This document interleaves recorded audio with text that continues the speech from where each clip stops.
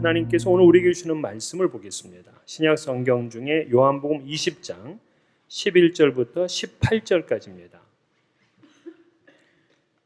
요한복음 20장 11절부터 18절까지 신약 성경 183면에 있습니다. 이 계시의 말씀을 봉독할 때 살아계신 하나님의 음성을 들을 수 있기를 바랍니다. 마리아는 무덤 밖에 서서 울고 있더니 울면서 구부려 무덤 안을 들여다보니 흰옷 입은 두 천사가 예수의 시체 뉘었던 곳에 하나는 머리편에 하나는 발편에 앉았더라. 천사들이 이르되 여자여 어찌하여 우느냐? 이르되 사람들이 내 주님을 옮겨다가 어디 두었는지 내가 알지 못함이니이다. 이 말을 하고 뒤로 돌이켜 예수께서 서 계신 것을 보았으나 예수이신 줄은 알지 못하더라. 예수께서 이르시되 여자여 어찌하여 울며 누구를 찾느냐 하시니 마리아는 그가 동산직인 줄 알고 이르되 주여 당신이 옮겼거든 어디 두었는지 내게 이르소서 그리하면 내가 가져가리이다. 예수께서 마리아야 하시거늘 마리아가 돌이켜 히브리 말로 라보니 하니 이는 선생님이라는 말이라. 예수께서 이르시되 나를 붙들지 말라. 내가 아직 아버지께로 올라가지 아니하였노라. 너는 내 형제들에게 가서 이르되 내가 내 아버지 곧 너희 아버지 내 하나님 곧 너희 하나님께로 올라간다 하라 하시니 막달라 마리아가 가서 제자들에게 내가 주를 보았다 하고 또 주께서 자기에게 이렇게 말씀하셨다 이르니라. 아멘. 구약의 시편을 보게 되면 슬픔을 표현하는 말씀들이 꽤 많습니다. 시편 69편 29절을 보면 오직 나는 가난하고 슬프오니 하나님이여 주의 구원으로 나를 높이소서. 이 시인은 자신이 가난하고 슬프다. 그래서 하나님의 구원을 요청하고 있습니다. 가난하면서도 슬프면 정말 불행한 인생이죠. 이 사람이 누굴까요? 놀랍게도 다윗입니다. 우리는 다윗이 왕이고 그 엄청난 영광을 누리고 하나님의 사랑을 많이 받았던 그러한 사람인데도 그는 현재 깊은 무력감과 연약함으로 슬픔에 빠져 있습니다. 뿐만 아니에요. 다윗의 또 다른 시편이 31편입니다. 시편 31편 10절에 보면은 내 일생을 슬픔으로 보내며 나의 연수를 탄식으로 보내며 내 기력이 나의 죄악 때문에 약하여지며 나의 뼈가 쇠하도소이다. 자기 인생을 슬픔으로 보냈다고 합니다. 자기의 세월을 탄식으로 보냈다고 합니다. 아니 어째 이럴 수가 있습니까? 우리가 생각했던 다윗이 아니에요. 물론 이 과장되어 표현한 수도 있겠지만은 정말 다윗은 오랜 기간 동안 슬픔 가운데 살았어요. 왜냐하면 그는 살아서 자기 아들들의 죽음을 경험했습니다. 첫 번째 장남인 암논, 그 암논이 죽임을 당했을 때에 이 아버지는 너무나 괴로웠어요. 그래서 자기 옷을 찢고 땅에 그냥 엎드려졌습니다. 그리고 훗날 자기의 네 번째 아들이었던 이 압살롬이 자기의 왕위를 찬탈하려 했다가 이제 죽임을 당하게 되죠. 그때도 비통해서 눈물을 흘렸습니다. 아들을 잃은 아비로서 그 슬픔과 눈물은 지극히 상식적이고 당연한 이야기입니다. 그런 사람에게 울지 말라. 이거는 아무런 도움이 되지 않죠. 오히려 그를 품고 실컷 울라고 얘기하는 것이 훨씬 더 좋습니다. 이 화니타라는 여인은 5번이나 유산을 하고 6번째 임신을 했어요. 늘 노심초사죠. 그러던 중에 이 화니타는 교통사고를 당하게 돼서 입원을 하게 되었고 2주인가 지났는데 자기의 이 태아에 진통이 있었던 겁니다. 이 자궁에. 그래서 병원에 빨리 가게 돼서 아이를 출산을 하게 됐는데 조산이 된 거예요. 그때 아이의 몸무게가 2파운드였습니다. 화니타는 자기가 엄마가 되었다는 이 사실이 너무나 놀라웠어요. 믿겨지지가 않았습니다. 하지만 4일 후에 그 아기는 죽고 말았어요. 이 화니타는 그때의 심정을 이렇게 말합니다. 참으로 허전했습니다. 어머니라는 신분을 빼앗긴 거니까요. 나 자신이 온전하지 못하다는 생각이 들었어요. 집에 돌아와 바네사를 위해 꾸며놓은 방으로 가서 입히려고 사둔 작은 옷가지들을 쳐다보기가 고통스러웠습니다. 그 후 두어 달 동안은 아기가 태어나던 날만을 되새기며 지냈어요. 어느 누구도 만나고 싶지 않았습니다. 슬픔을 당한 여인은 누구도 만나고 싶지 않은 그러한 시간들을 보내게 되죠. 또 남편을 심장마비로 잃은 유니스라는 여인은 그의 그때의 일을 이렇게 토로했습니다. 첫 주에는 기능이 정지된 것처럼 감정적으로 멍한 상태였습니다. 심지어 맛이나 냄새도 느끼지 못했습니다. 하지만 판단의식만큼은 초롱초롱했죠. 그들이 심폐소생법 CPR과 약물을 사용해서 남편을 안정시키려 하는 동안 내내 남편과 함께 있었기 때문에 나는 사실을 부인하려 드는 흔한 증상은 겪지 않았습니다. 그렇지만 마치 낭떠러지로 굴러가는 차를 바라보면서 속수무책인 것 같은 그런 깊은 좌절감에 빠졌습니다. 그러니까 격한 슬픔을 겪게 되면은요, 우리들이 당하는 증상들이 있어요.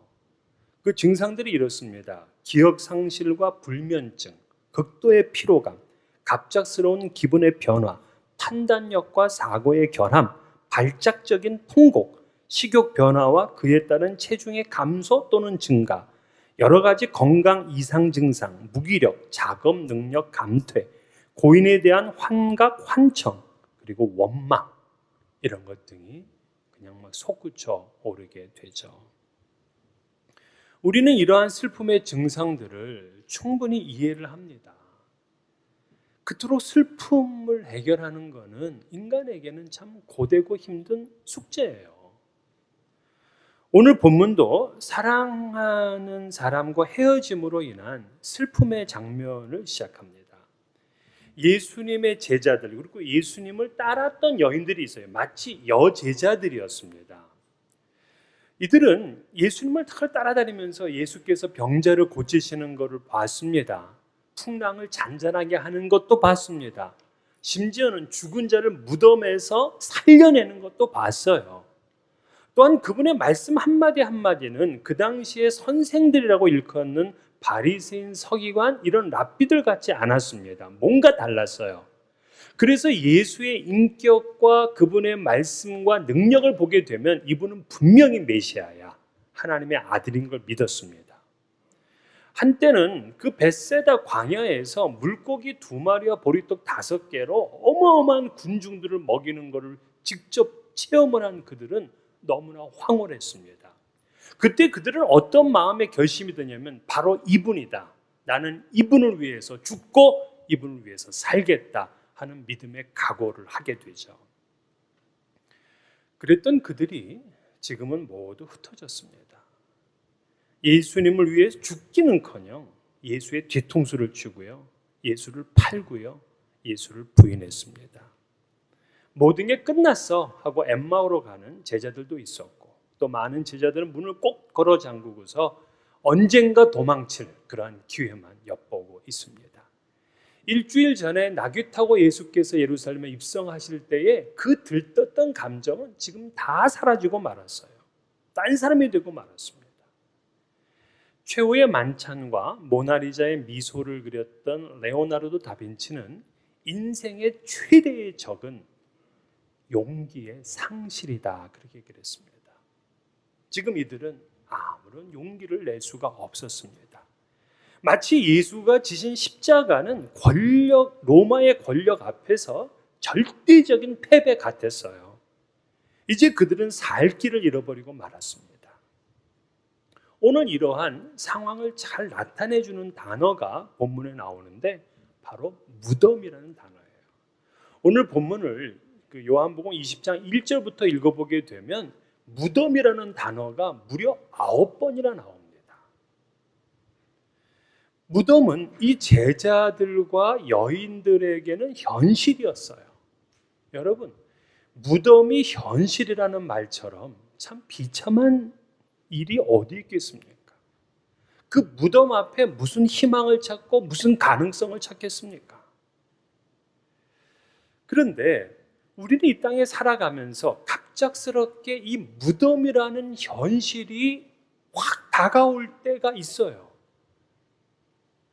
그치, 잘 나가던 사람이 사고로 중환자실에 입원하게 되면 이분 앞에는 무덤이 그냥 현실이 되어 있는 겁니다.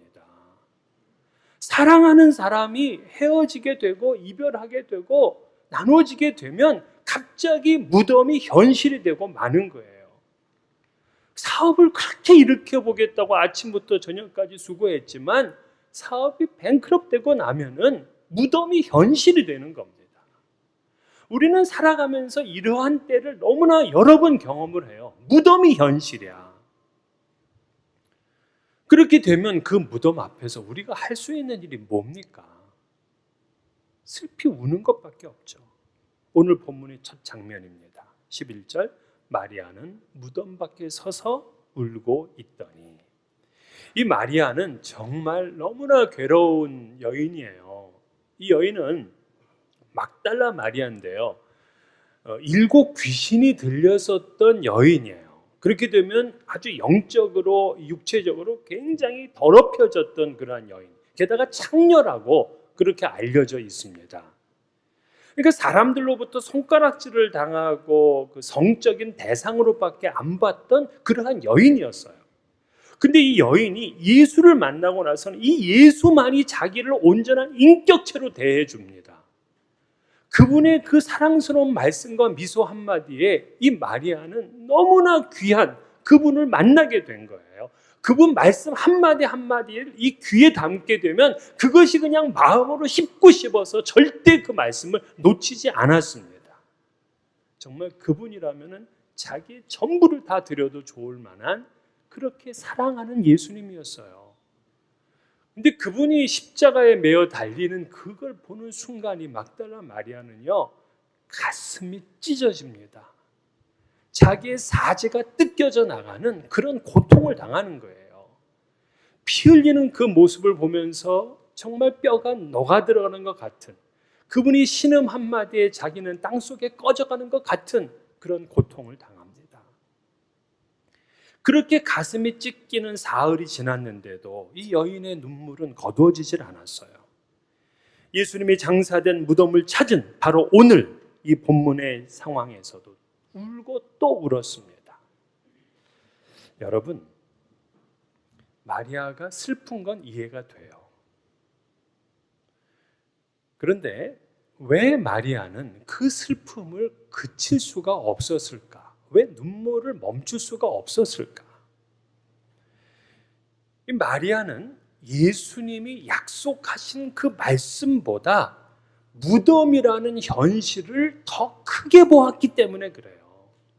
사실 예수님은요, 이미 몇 개월 전부터 나는 십자가에 죽을 것이다. 그리고 3일 만에 다시 살아날 것이다. 이렇게 말씀을 여러 번 하셨어요. 그러면 주님의 말씀이 이미 있었어. 하지만 그 말씀에 대한 믿음보다는 지금 무덤이라는 현실이 내게는 더 커 보여. 그게 문제였어요. 이 마리아는 아니 인간이 죽으면 끝이지 그 이후에 무슨 생명이 있겠어. 이런 결론을 가지고 산 거죠. 그러니 무덤 앞에서는 그저 눈물을 흘리며 울 수밖에 없는 겁니다. 자기의 사고 속에 갇혀 있게 되면 슬픔과 고통에서 헤어나올 수가 없어요. 만약에 마리아가 정말 예수님을 사랑했기 때문에 그분의 하신 그 부활의 약속의 말씀을 마음속에 절대적으로 믿었다면 오늘 3일째 되던 날 무덤을 찾아올 때 어떻게 오겠습니까? 투스텝으로 와. 부활의 주님을 만나는데. 근데 이게 얼마나 어려워요. 말씀에 대한 믿음, 말씀에 대해서 절대적인 확신을 갖지 못하면요, 오늘 우리가 처한 현실이 더 커 보여요. 그래서 현실에 사로잡혀서 용기를 잃어버리고요, 절망하게 됩니다. 우울해집니다. 그래서 오늘 본문을 쭉 읽어보게 되면요, 알지 못한다 하는 말이 반복이 돼요. 즉 마리아는요, 심지어 예수님이 부활해서 자기랑 대화를 하고 있는데도 이분이 동산직이다 이렇게 생각을 했어. 몰라. 부활하신 예수님께서 지금 나와 함께 계시고 나랑 대화를 하고 있는데도 부활하신 것을 모르고 있으니 그런 눈물을 흘릴 수밖에 없는 거예요. 이사야 선지자는요, 부활을 예언을 했어요. 사망을 영원히 멸하실 것이라. 주 여호와께서 모든 얼굴에서 눈물을 씻기시며 자기 백성의 수치를 온 천하에서 제하시리라. 여호와께서 이같이 말씀하셨느니라. 다니엘 선지자도 땅의 틱들 가운데에서 자는 자 중에서 많은 사람이 깨어나 영생을 받는 자도 있겠고 수치를 당하여서 영원히 부끄러움을 당할 자도 있을 것이며, 즉 의인은 이미 영생을 얻어 부활하게 된다는 것을 구약 성경에서 이렇게 여러 번 시편은 더 많이 나오고요, 에스겔 37장에서 마른 뼈의 환상은 이미 부활을 상징적으로 말씀해 주고 있는 거예요. 그러니까 이미 성경에서 부활은 여러 곳에서 예언을 하고 있었던 말씀이에요. 그런데도 불구하고 마리아는 자기 눈앞에 부활하신 예수를 믿는데도 믿지를 못하고 있어요. 그러니 슬퍼, 그러니 우는 거예요. 여러분, 오늘 우리들이 슬퍼하는 이유 중에 혹시 두 가지 이유에 하나 걸려 있다면 오늘 확신을 가지세요. 하나는 무엇이냐면 예수님의 그 약속의 말씀보다 현실을 나는 더 크게 보고 있지 않은가. 말씀보다는 오히려 현실이 작은 거잖아요. 그 말씀을 하신 하나님은 이 세상의 모든 이보다 더 크신 분이시니까 나는 말씀보다 현실을 더 크게 보면 슬프고 우울하고 절망스럽고 괴로워요. 또 두 번째는 부활하신 주님이 지금 나와 함께 계신다는 이 확신이 없게 되면 주님이 살아나셨는데도 나는 슬프고 괴롭죠. 그러므로 여러분, 이 부활의 의미를 바르게 알아야 우리는 이 한많은 세상에서 슬픔을 이겨낼 수가 있어요. 첫 번째로 부활은 뭐냐면 죽음을 이기신 하나님의 승리를 의미하고 있습니다. 자, 예수님의 죽음이 어떤 것이냐? 주님께서는요, 돌아가셔서 무덤에 계셨는데 무덤에만 머물러 있지를 않으셨어요. 왜냐하면 당시에 그 사탄은요, 지금까지 세상의 임금으로서 그가 무슨 무기를 가지고 있었냐면 죽음이라는 무기를 가지고 있었어요. 이 죽음으로 세상을 다스린 거죠. 하지만 예수님은 그 사탄의 권세를 깨트리기 위해서, 그 죽음을 이기기 위해서 직접 죽음으로 들어가셨어요. 마치 호랑이를 잡기 위해서는 호랑이 굴에 가는 거와 같아. 죽음을 잡기 위해서 주님께서는 죽음의 길로 가신 거예요. 그리고는 사망을 멸하시고 부활하셨습니다. 그렇기 때문에 그리스도 앞에서 사망은 무력해졌고 그리스도 안에 있는 모든 사람에게 사망이 무력해요. 죽음이 무력한 겁니다. 이 정도 되면 막 아멘하고 막 난리가 나야 되는데 지금 여러분 앞에는 죽음이 무력합니다. 바울 사도는요, 뭐라고 선포를 했냐면 사망아, 너의 승리가 어디 있느냐? 사망아, 내가 쏘는 것이 어디 있느냐? 사망을 조롱해. 사망을 비웃어. 죽음이 우스운 거예요. 주님께서 사망 권세를 깨뜨시고 부활하심으로 하나님의 승리를 선언하셨어요. 여호와의 깃발이 되었습니다. 오늘 슬픔 가운데 울고 있던 이 막달라 마리아와 죽음 사망의 권세를 이기시고 부활하신 예수님의 이 만남은 정말 위대한 만남인 거예요. 인간이 죽음을 이기다니. 그래서 부활의 사건은 그 어떤 혁명과 어떤 사건, 어떤 발명과 진보보다도요 가장 위대한 사건입니다. 사람이 좀 날 수만 있다면 여러분 뭐든지 하려고 그러잖아요. 제가 이번 주간에 유튜브 본 것 중에는 말기암 환자가 그냥 온몸에 다 퍼졌는데 강아지 구충약 먹고 나았다 하는 이제 그런 뉴스였어요. 그 조회수가 145만이니까 엄청나죠. 지금까지 올라온 지 얼마 안 됐는데, 그래서 저도 지금 또 아프신 분들한테 구충약도 강아지 먹을 거고 해야 되나 이렇게 또 생각도 할 정도인데 말이에요. 사람이 그래요. 가짜죠. 이걸 또 믿고 또 하시는 분들은 알아서 하시고, 예, 이 가짜 뉴스인데도 불구하고 사람이 좀 더 살 수 있다 그러면은 그것을 의지하고 싶어요. 그래서 한국은 지금 강아지 구충약이 동이 났습니다. 세상은 인간의 생명을 조금만이라도 연장할 수 있다면 노벨상이라도 주면서 그의 업적을 치하합니다. 근데 우리 예수님의 부활은 죽음을 완전히 격파하고 영원히 살 수 있는 길을 우리에게 주신 거예요. 그래서 어떤 발견, 어떤 사건보다도 이것은 위대한 사건이에요. 모든 이들은 죽음을 두려워합니다. 그러나 주님께서는 죽음을 영원한 세계로 들어가는 관문으로 만들어 놨어요. 저주를 오히려 축복으로 바꾸어 놓으셨습니다. 그래서 이 부활을 확신할 때에 진정한 죽음을 맞이할 수가 있어요. 두 번째, 부활은 어떤 의미냐면 주님께서 지금 나와 함께 하신다는 의미예요. 이게 바로 우리가 슬픔을 대역전시켜야 되는 이유인데요. 신앙인이 범하는 이 오류 가운데 하나는 뭐냐면 예수의 부활을 역사 사건으로 이해를 하고 있어요. 2000년 전에 예수께서 부활하셨다 하는 거죠. 그래서 오늘도 그것을 기념하면서 우리는 부활절을 지켜. 근데 여러분, 이거를 하나의 역사적 사건으로만 인식하고 그것만 믿고 있으면 안 돼. 그분이 부활하심으로 지금 나와 함께 하고 계시다. 이게 중요한 거거든요.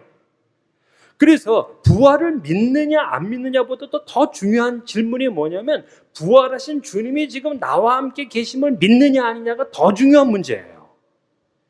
성경은 예수님의 부활의 의미를 이렇게 말했습니다. 그의 능력이 그리스도 안에서 역사하사 죽은 자들 가운데서 다시 살리시고 하늘에서 자기 오른편에 앉히사 모든 통치와 권세와 능력과 주권과 이 세상뿐 아니라 오는 세상에 일컫는 모든 이름 위에 뛰어나게 하시고 또 만물을 그의 발 아래 복종하게 하시고 그를 만물 위에 교회의 머리로 삼으셨느니라. 자, 부활의 또 다른 분명한 의미가 뭐냐? 예수님께서 지금 살아계셔서 세상을 다스리시고 교회를 주관하신다는 사실이에요. 부활했었던 것이 아니라 부활하신 그분이 지금 나와 함께 나의 삶과 나의 가정과 나의 일터와 나의 친구들과의 교제 가운데 이 국가와 사회와 정치 가운데 경제 가운데 그리고 교회 가운데 계셔서 지금도 통치하고 계신다 하는 이 말씀을 믿는 거예요. 그렇게 되면 우리는 절망하고 좌절하고 하는데 빠져 있을 수만은 없는 거죠. 그 하늘과 땅의 권세를 가진 주님이 지금 나와 함께 하시는데 말이에요.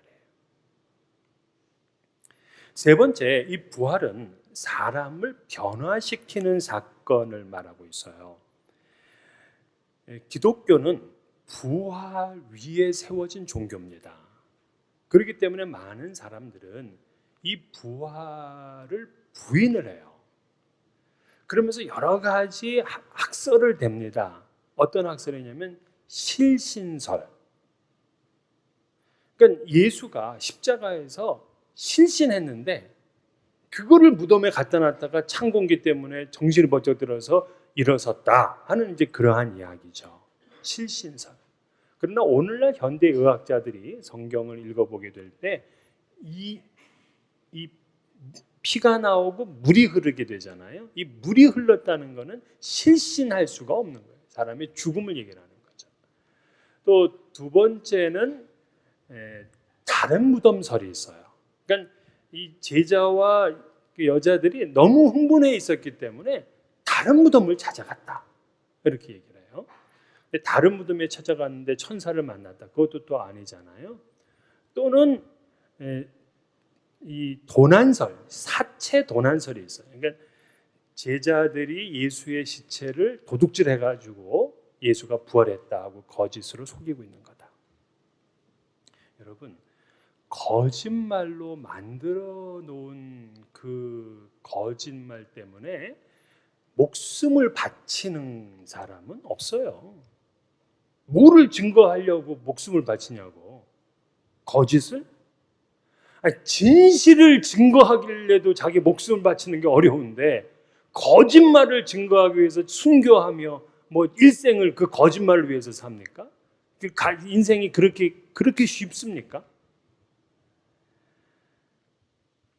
예수님께서 십자가에 돌아가시기 전에는 이 베드로가요, 작은 소녀한테도 겁을 느꼈어요.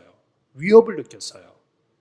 그런데 부활하신 예수를 만나고 나서는 그는 대제사장과 그 엄청난 사람들이 앞에 있어서도 하나님 앞에서 너희 말을 듣는 게 옳으냐, 하나님 말씀을 듣는 게 옳으냐고 판단하라 하면서 자신 있게 선포합니다. 용기를 갖게 되었어요. 변화가 되었습니다.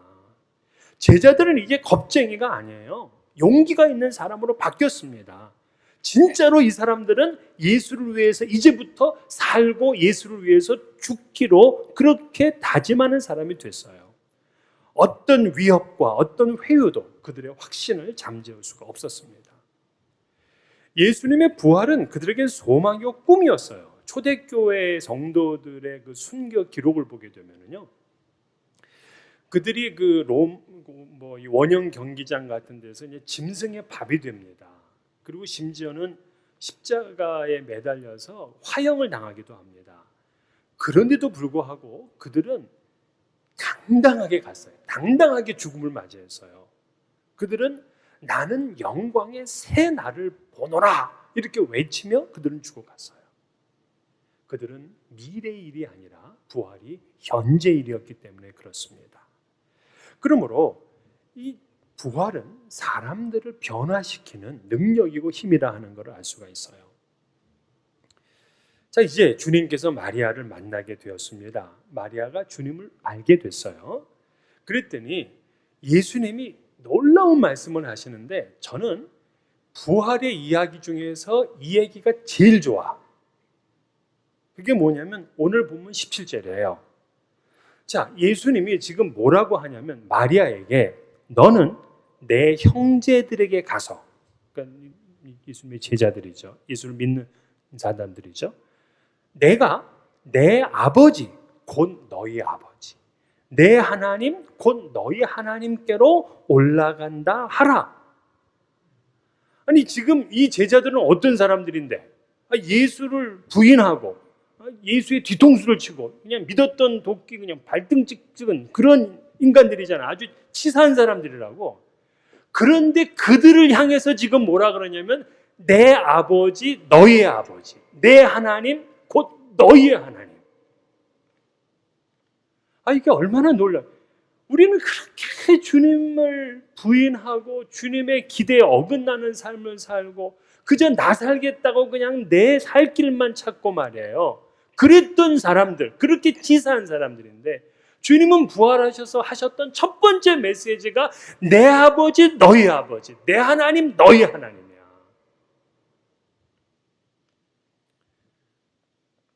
이 말씀이 저는 너무 좋아요.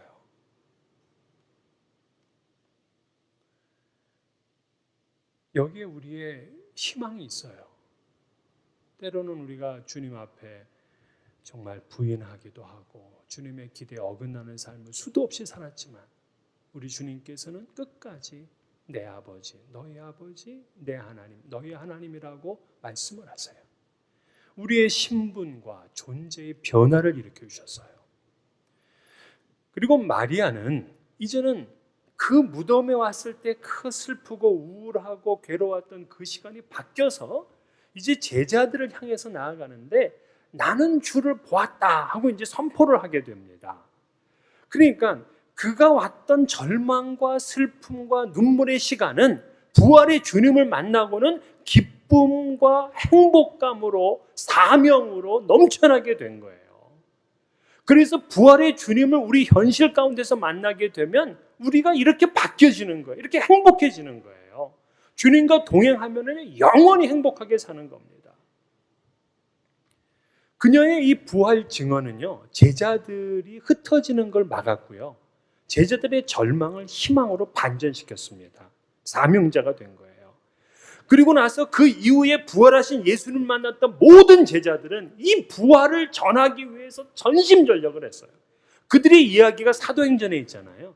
그 사도행전에 많은 설교들이 있는데 이 설교의 전 주제가 십자가와 부활이에요. 그 이후에 사도 바울은 다메섹 도상으로 가다가 주님을 만났죠. 부활하신 주님, 승천하신 주님을 만났어요. 그가 13권의 책을 썼는데 2권을 제외하고 11권 전부 다 이 부활에 대한 이야기를 쓰고 있어요. 그만큼 이들에게는 부활이 현실이고 부활이 놀라운 감동이었어요. 이런 죽음과 절망을 넘어서게 하고 슬픔과 울음을 그치게 하는 부활에 대한 참된 의미를 알 때 우리는 new life, 새로운 인생을 살 수가 있습니다. 이제는 사명자의 삶을 사는 겁니다. 내가 주를 보았다 하고 고백하면서 증언자의 삶을 사는 거예요. 오늘 우리 주변에도 뭔가를 잃은 것처럼 그렇게 슬퍼하고 괴로워하는 분들이 참 많습니다. 우리가 113 VIP 초청 잔치에는 이런 분들을 찾아가자는 거예요. 그래서 내가 만난 주님을 당신도 만나고 그 슬픔의 터널에서 벗어나서 기쁨과 행복으로 초대하는 겁니다. 오늘 그러한 역사가 우리의 삶 가운데 이루어지기를 주의 이름으로 간절히 축원합니다.